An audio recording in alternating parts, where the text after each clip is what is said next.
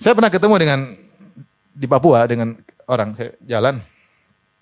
Saya mau ke masjid, masih SMP, SMA. SMA saya jalan ke masjid. Terus dia tanya, Firanda, kau mau kemana? Kau mau kemana? Mau sholat, Om. Sholat apa? Maghrib. Kau tahu kenapa Maghrib 3 rakaat? Saya tidak tahu, Om. Saya tidak tahu. Kalau kau tidak tahu, terus usah sholat. Kalau nggak tahu, nggak usah sholat. Wah, udah repot ini. Saya bilang Om sesat, tapi saya takut. Ya maksudnya kalau kau nggak tahu kenapa sholat Maghrib 3 rakaat, nggak usah sholat lah. Ini dari mana aturan seperti ini? Dari mana? Apakah semua kita harus tahu hikmahnya baru kita mau kerjakan? Enggak.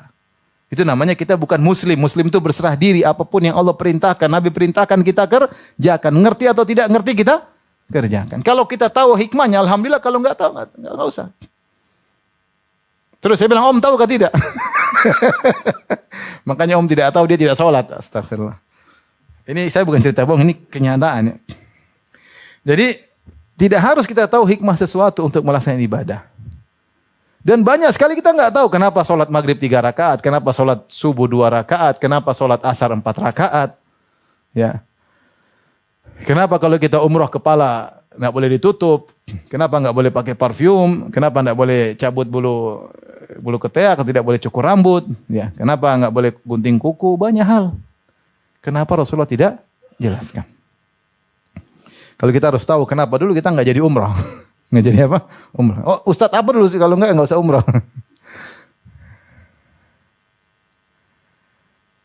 Oleh karenanya, di antara bentuk ketundukan kita kepada Allah Subhanahu wa taala dan kepada Nabi sallallahu alaihi wasallam, apapun yang diperintahkan oleh Nabi dan Allah Subhanahu wa taala, kalau jelas itu perintahnya, enggak usah kita harus tahu, tidak harus tahu dulu baru kita kerjakan. Kerjakan dulu. Di kemudian hari kita tahu hikmahnya, alhamdulillah. Kalau enggak tahu, enggak ada masalah. Jadi ketaatan kepada Allah dan Rasulnya tidak dibangun di atas mengenal hikmah. Ketahu alhamdulillah, kalau enggak tahu tidak jadi masalah.